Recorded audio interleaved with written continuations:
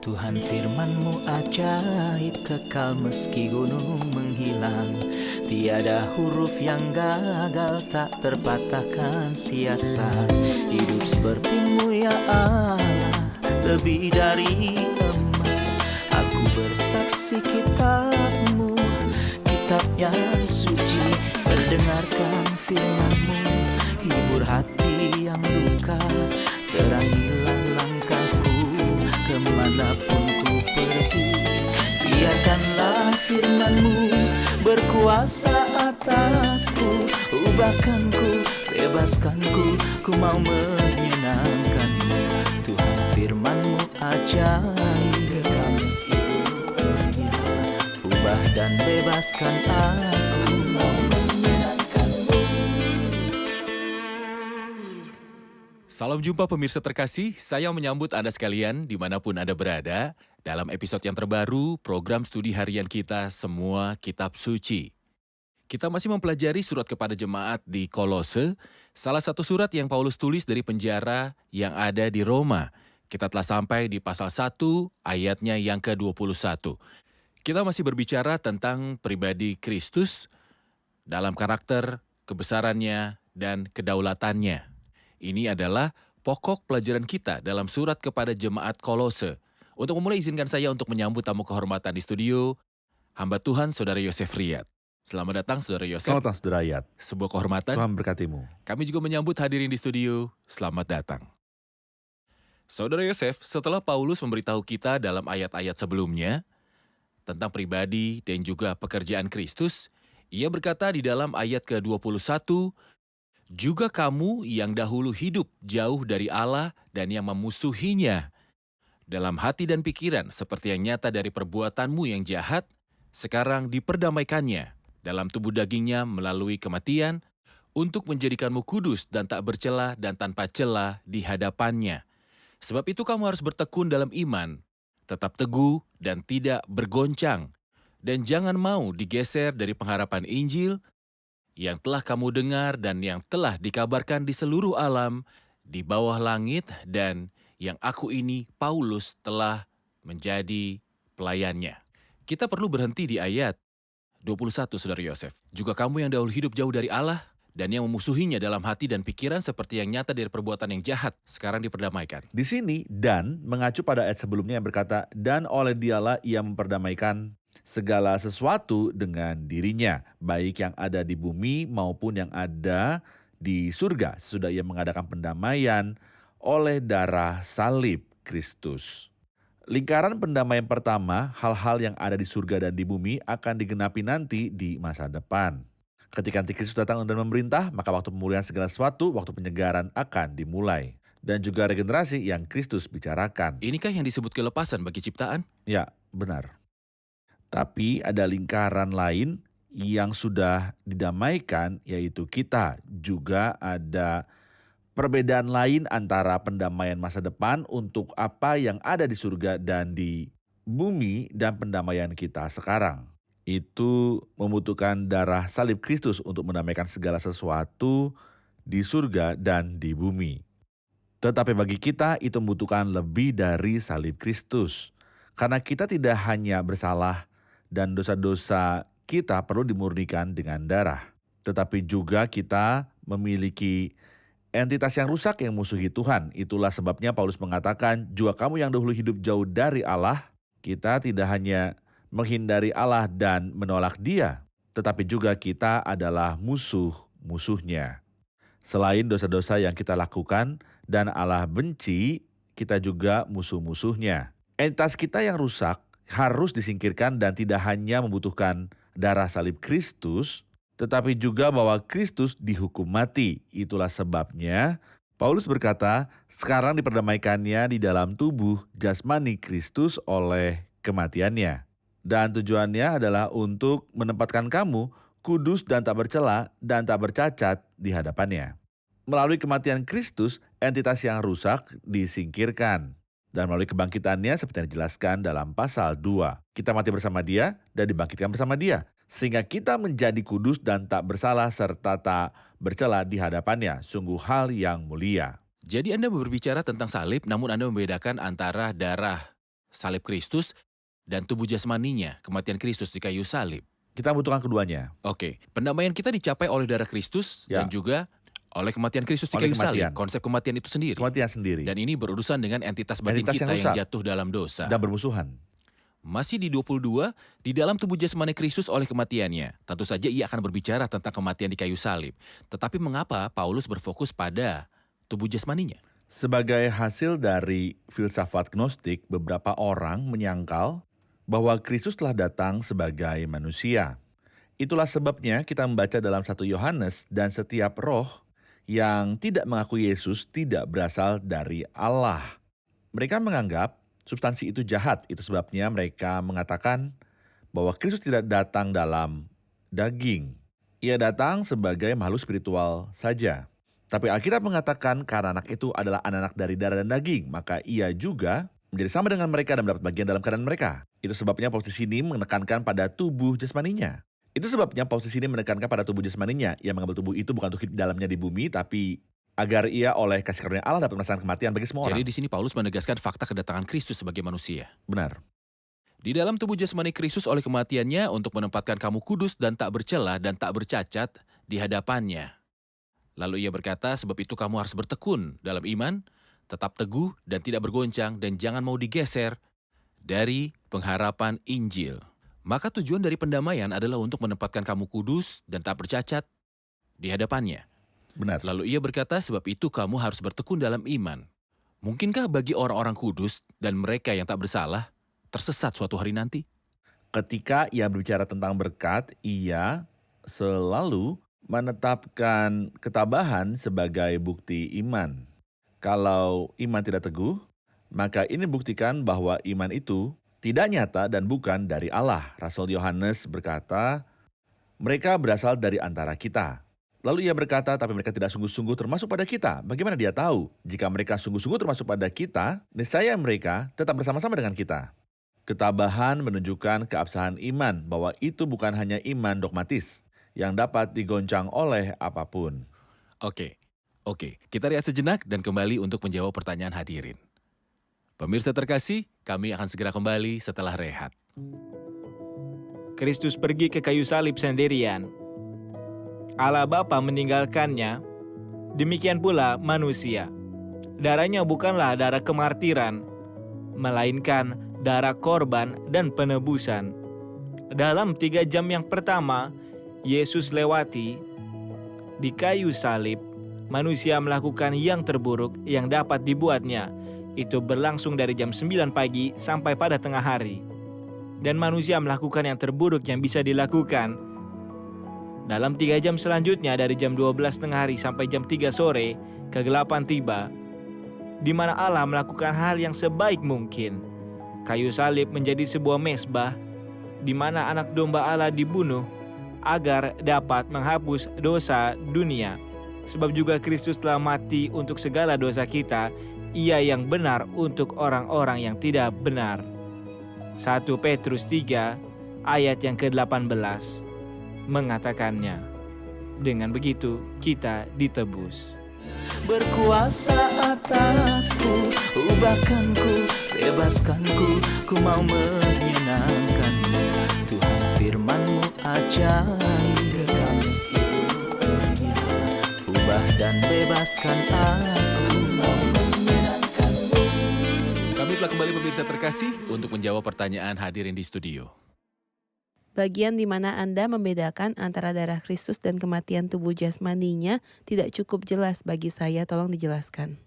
Subjek pendamaian. Ya, benar sekali. Saudara Yosef mau jelaskan lagi tentang topik pendamaian. Pendamaian oleh darah Kristus dan pendamaian oleh kematian Kristus. Faktanya, kita membutuhkan keduanya. Kita membutuhkan darah Kristus, karena kita telah melakukan dosa-dosa.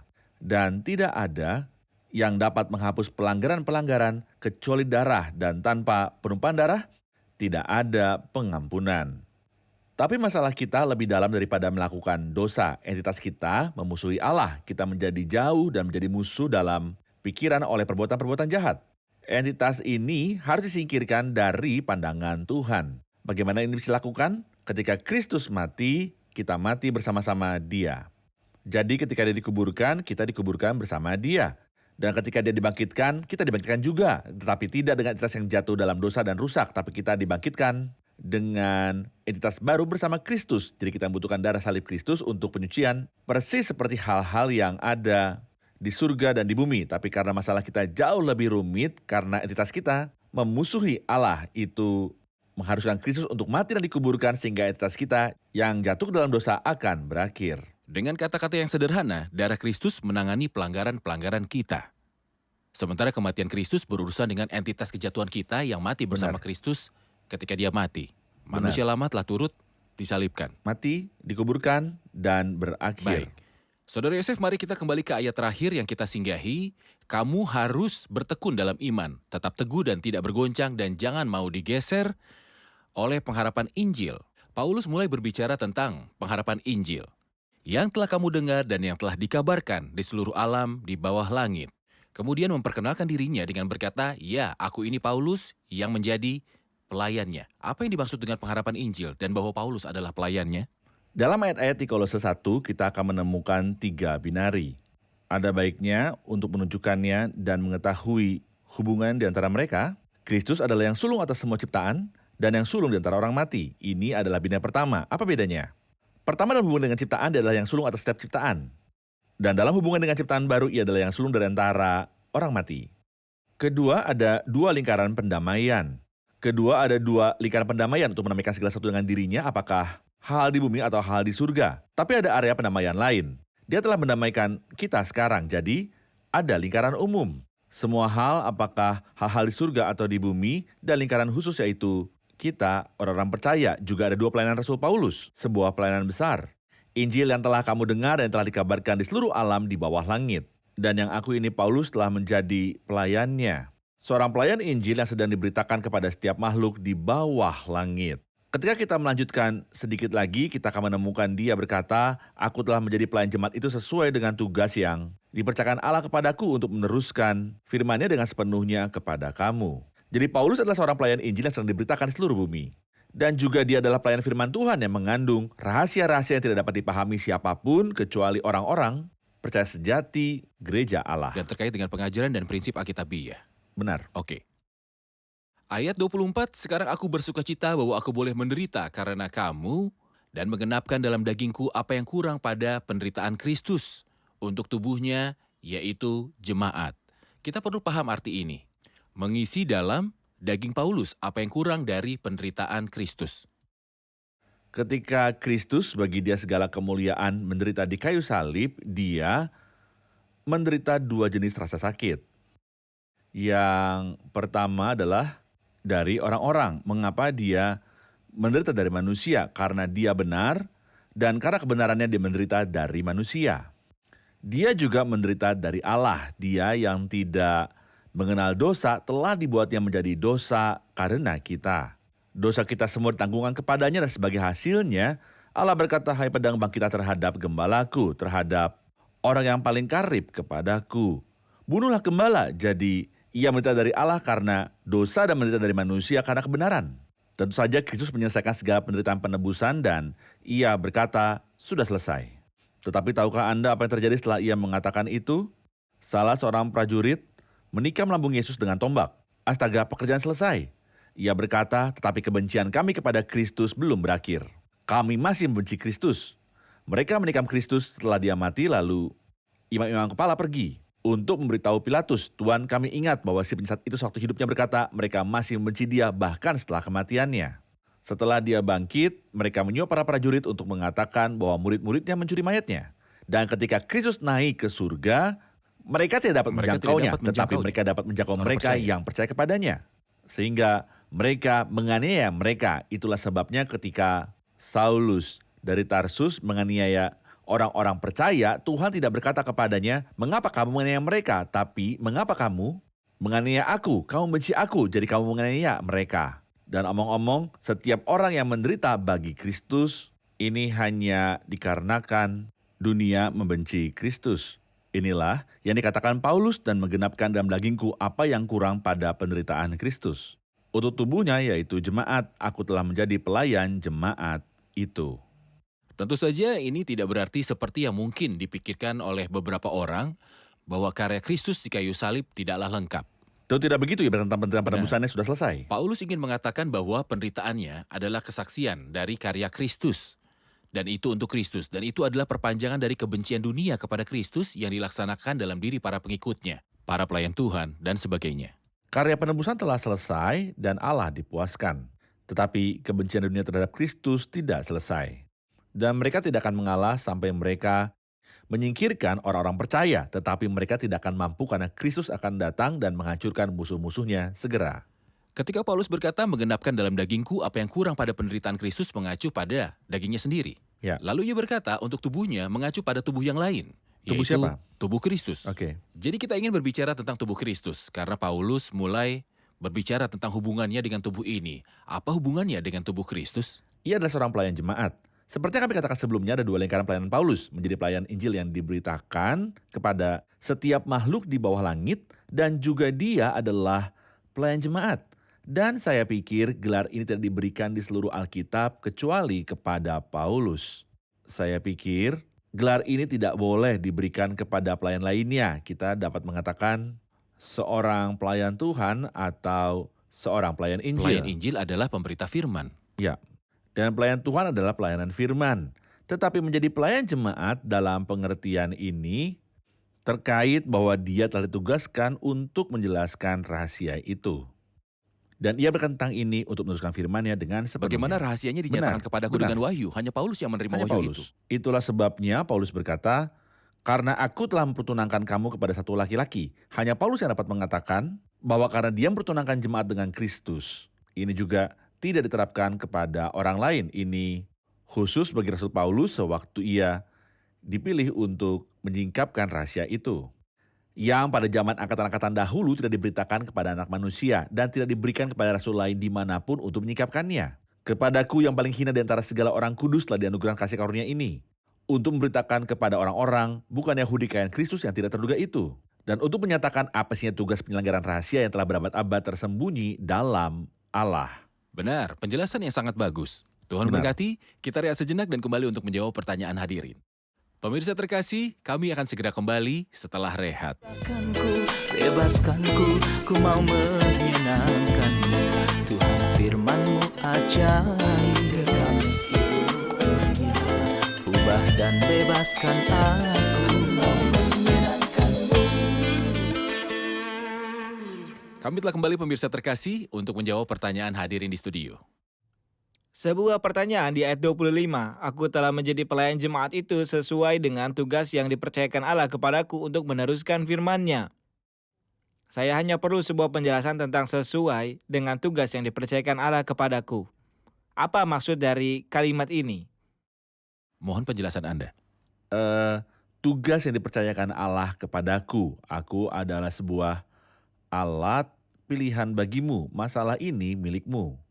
Untuk meneruskan atau menggenapi firman-Nya dengan sepenuhnya. Dan menggenapi firman Allah memiliki dua arti. Yang pertama adalah bahwa selalu ada perkembangan dalam wahyu. Artinya dari awal Kejadian sampai akhir Alkitab, ketika wahyu yang sama diberikan, itu memberikan terang baru. Ada kemajuan dalam wahyu untuk rahasia-rahasia yang disebutkan dalam perjanjian baru.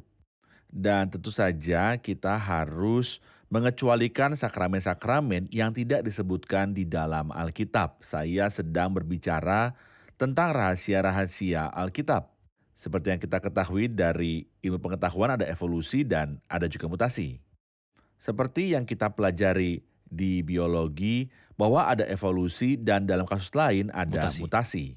Saya pikir rahasia itu adalah mutasi dalam wahyu. Selalu ada sebuah terang baru, misalnya keturunan perempuan akan meremukan kepala ular. Setelah itu, Alkitab mengatakan dalam keturunanmu, keturunan Abraham, jadi terang baru. Kemudian benih perawan itu adalah terang baru. Selalu ada kemajuan dalam wahyu itu sendiri. Tetapi kadang-kadang itu bukan hanya kemajuan dalam wahyu, melainkan mutasi. Sesuatu yang tanda-tandanya Itu tidak ada sebelumnya. Tidak ada tanda-tanda sebelumnya. Paulus berkata, rahasianya dinyatakan kepadaku dengan wahyu. Yang pada zaman angkatan-angkatan dahulu tidak diberitakan kepada anak-anak manusia. Rahasia ini adalah mutasi dalam wahyu dan inilah yang Paulus maksudkan di sini. Aku tidak ditugaskan untuk menulis bagian terakhir dari wahyu. Ini dilakukan oleh Rasul Yohanes. Tetapi untuk menulis wahyu-wahyu terakhir yang tidak memiliki akar dalam perjanjian lama, kitab wahyu misalnya memiliki beberapa akar dalam nubuat Daniel, dalam Yesaya, dan dalam khotbah Kristus di Bukit Zaitun. Namun tidak ada sesuatu yang bisa dijadikan teladan dalam perjanjian lama tentang rahasia hubungan Kristus dengan Oke. jemaat. Jadi hubungan Kristus dengan orang-orang duniawi di masa depan ketika ia memerintah bumi mempunyai akar dalam perjanjian lama. Benar, Hubungan Kristus dengan jemaat sebagai kepala dan tubuh tidak disebutkan dalam perjanjian Benar. lama benar. karena disimpan sebagai rahasia. Untuk meneruskan firman-Nya dengan sepenuhnya artinya adalah sebuah wahyu baru yang belum ada sebelumnya dan ini adalah tujuan dari Alkitab untuk menekankan bahwa jemaat adalah tubuh Kristus. Saya ingin menambahkan bahwa tidak seorang pun boleh mengklaim sekarang bahwa ia memiliki wahyu baru. Ada kebutuhan karena Paulus berkata untuk meneruskan firman-Nya dengan sepenuhnya. Dan Yudas berkata imam yang telah disampaikan kepada orang-orang kudus. Jadi tidak ada wahyu baru. Juga bukan rahasia baru. Juga tidak ada rahasia baru. Benar. Oke. Jadi kita tahu bahwa penata layanan ini diberikan kepada Paulus sebagai pelayan dari jemaat dan Paulus berbicara kepada jemaat dan menanggapi firman Allah ketika ia menyatakan kepada kita rahasia yang telah tersembunyi Benar. di dalam Allah sejak permulaan zaman dan Benar. tidak memiliki akar dalam perjanjian lama. Inilah hubungan Kristus dengan gerejanya. Oke. Ia berkata dalam ayat 26, rahasia yang tersembunyi dari abad ke abad dan dari turunan ke turunan, tetapi yang sekarang dinyatakan kepada orang-orang kudusnya. Kepada mereka Allah mau memberitahukan betapa kaya dan mulianya rahasia itu di antara bangsa-bangsa lain, yaitu Kristus ada di tengah-tengah kamu, Kristus yang adalah pengharapan akan kemuliaan. Saya ingin bertanya tentang kekayaan dari rahasia itu, yaitu Kristus di dalam kamu, pengharapan akan kemuliaan. Izinkan saya berkata bahwa dalam ayat 26 rahasia itu telah dinyatakan. Dalam ayat 27 rahasia itu diketahui dan saya akan merujuknya nanti. Dalam ayat 28 rahasia sedang diberitakan. Dalam ayat 29 dan ayat pertama dari pasal berikutnya itu sedang didoakan untuk rahasia. Lalu di ayat kedua dari pasal 2, rahasia itu sedang dinikmati. Mari kita kenali apa rahasianya. Dalam ayat 27, Paulus berkata, kepada mereka Allah memberitahukan betapa kaya dan mulianya rahasia itu. Di antara bangsa-bangsa lain, yaitu Kristus ada di tengah-tengah kamu. Kristus yang adalah pengharapan akan kemuliaan. Dalam perjanjian lama, Kristus menampakkan diri dari waktu ke waktu kepada orang Yahudinya dan mungkin diperlukan ratusan tahun di antara satu penampakan dan penampakan lainnya. Ketika Kristus berinkarnasi, ia tinggal di antara kita. Jadi ia menampakkan diri kepada mereka dari waktu ke waktu, kemudian ia tinggal di antara mereka melalui inkarnasi. Tetapi saat ini, Kristus ada dalam bangsa-bangsa lain dan hal ini adalah harapan akan kemuliaan. Apa artinya ini? Ini berarti bahwa ada hari yang akan datang segera. Ketika Kristus akan memenuhi semuanya, ia akan mengisi semuanya. Dan sampai ini terjadi, Kristus ada di dalam bangsa-bangsa lain sekarang. Kristus akan memulai bersama kita. Ini adalah awal tetapi bukan akhir. Apa yang akan menjadi akhir? Ia akan menjadi segalanya. Tetapi pertama-tama, ia ada di dalam kita dan fakta bahwa Kristus ada di dalam kita sekarang dan Ini harapan, adalah harapan akan akan kemuliaan. Jadi harapan akan kemuliaan, Kristus dalam bangsa-bangsa lain adalah jaminan bahwa Kristus akan menjadi segalanya di kemudian hari. Ya, Kata-kata yang sangat berbobot, Saudara Yosef. benar. Ayat 28, dialah yang kami beritakan apabila tiap-tiap orang kami nasihati dan tiap-tiap orang kami ajari dalam segala hikmat untuk memimpin tiap-tiap orang kepada kesempurnaan dalam Kristus. Di sini ia berbicara dalam bentuk jamak. Tentang siapakah ia berkata, tiap-tiap orang kami nasihati dan tiap-tiap orang kami ajari. Siapakah yang ia tuju di sini? Rahasia itu dinyatakan kepada para rasul, tetapi Paulus hanya ditugaskan untuk memberitakannya. Di sini seolah-olah ketika Paulus memberitakan, para rasul menyetujuinya.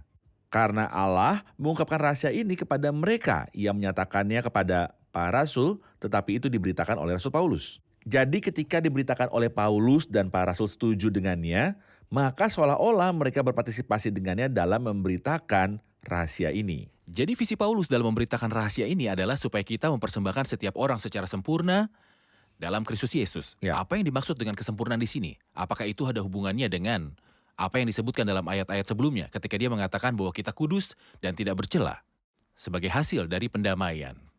Apa artinya mempersembahkan setiap orang sempurna dalam Kristus? Bayangkan bahwa kepala saya adalah Kristus dan Kristus ada di dalam saya. Apakah ada lebih banyak kesempurnaan? Mungkinkah ada lebih dari itu? Bukankah ini cukup untuk membuatku sempurna? Tentu saja, harinya akan tiba ketika kita mencapai kesempurnaan sejati ketika Kristus akan datang. Tetapi mengenai tingkat pertumbuhanku saat ini, apakah aku sempurna atau apakah aku membutuhkan lebih banyak? Ketika Kristus adalah Berhubungan dengan kepala kepala, dan Anda ia ada berada di dalam dalam saya, kondisi maka sempurna. saya telah mencapai kesempurnaan. Apa yang dimaksud Rasul Paulus adalah kesempurnaan dalam persepsi dan pengakuan menjadi milik Kristus. Sehingga saya tidak akan mencapai kesempurnaan dalam praktik ritual guru-guru palsu atau penyembahan malaikat seperti yang akan ia bicarakan secara rinci di pasal 2. Menyadari siapa saya di dalam Kristus dalam kepemilikan saya kepadanya. Benar. Benar. Ayat terakhir, itulah yang kuusahakan dan kupergumulkan dalam segala tenaga sesuai dengan kuasanya yang bekerja dengan kuat di dalam aku. Di sini Paulus berjuang dan juga bekerja keras. Apakah Benar. tujuannya dan kekuatan apa yang memotivasi dia untuk memenuhi pekerjaan ini, Saudara Yosef? Seperti yang dikatakannya dialah yang kami beritakan apabila tiap-tiap orang kami nasihati dan tiap-tiap orang kami ajari dalam segala hikmat untuk memimpin tiap-tiap orang pada kesempurnaan dalam Kristus, ini adalah tujuannya. Ia mengatakan bahwa ia siap untuk bekerja keras dan sesungguhnya sedang bekerja keras. Itulah yang kuusahakan dan kupergumulkan dengan segala tenaga. Di sini ia berkata kuusahakan. Dalam pasal 2 ayat 1 ia berkata, berarti perjuangan yang kulakukan untukmu. Di sini ia berusaha untuk penginjilan dan di pasal 2 ia berjuang dalam doa. Kita perlu berjuang untuk memberitakan kabar baik dan juga berjuang dalam doa. Terima kasih Saudara Yosef, Tuhan saya memberkati. tahu ada banyak hal untuk dibicarakan, namun Benar. waktu sudah berakhir. Tuhan memberkati Anda. Kita lanjutkan diskusi di episode selanjutnya. Kita Amin. dengarkan komentar dari hadirin. Saya tahu episode hari ini sangat dalam, tetapi yang pasti kita belajar sesuatu darinya. Apa yang telah Anda pelajari? Bahkan ketika saya mendengarkan, saya terus berpikir ini mengagumkan bahwa kita memiliki semua ini di dalam Kristus, tetapi saya juga bertanya-tanya, mengapa kita tidak menyadarinya? Tuhan ingin kita menyadarinya seolah-olah kita memiliki warisan, tetapi kita tidak mengulurkan tangan kita untuk meraihnya karena kita tidak mempelajari firman sebagai mestinya. Saya ingin firman berkuasa dalam hidup saya sehingga saya dapat menikmati kekayaan Kristus yang sejati. Iya, dan siapapun yang memiliki warisan dan tidak menyadarinya, ia Ya, akan benar hidup miskin. sekali. Sangat penting bagi seseorang untuk menyadari bahwa Kristus ada di dalam dirinya. Karena itu adalah wahyu yang sangat penting yang membuatnya sangat berhati-hati sebelum melakukan apapun. Kristus di dalamku dan itu membuatku ingin menunjukkan dia kepada semua orang. Begitulah yang kudapat. Oke. Dahulu kala seseorang berkata tidak ada pengantara di antara kita. Pengantara ini ditemukan di kayu salib. Oleh darah salibnya, di dalam tubuh jasmaninya, ia telah mendamaikan kita yang pernah jauh dan menjadi musuh, didamaikan oleh karya salibnya. Baik. Ketika saya melihat bagaimana para teroris menganiaya gereja dan orang-orang Kristen, saya biasanya merasa kesal. Tetapi saya melihat bagaimana Paulus adalah seorang teroris dan bagaimana Allah memberinya wahyu yang ia tidak berikan kepada rasul-rasul lain. Ini memberi saya harapan besar. Dan ini seharusnya membuat kita benar-benar berdoa agar Allah menjangkau siapapun, bahkan teroris sekalipun. Terima kasih, Tuhan memberkati. Terima kasih Saudara Tuhan Yosef. memberkatimu. Saya sungguh menikmati belajar bersama Anda. Tuhan memberkatimu. Kita bertemu kembali di episode yang mendatang. Amin.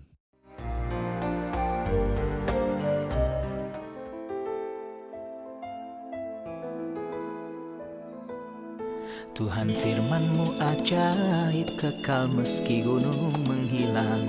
Tiada huruf yang gagal, tak terpatahkan siasat. Hidup seperti-Mu ya Allah, lebih dari emas. Aku bersaksi kitab-Mu, kitab yang suci. Mendengarkan firman-Mu, hibur hati yang duka. Terangilah langkahku kemanapun ku pergi. Biarkanlah firman-Mu berkuasa atasku. Ubahkanku, bebaskanku, ku mau menyenangkan-Mu.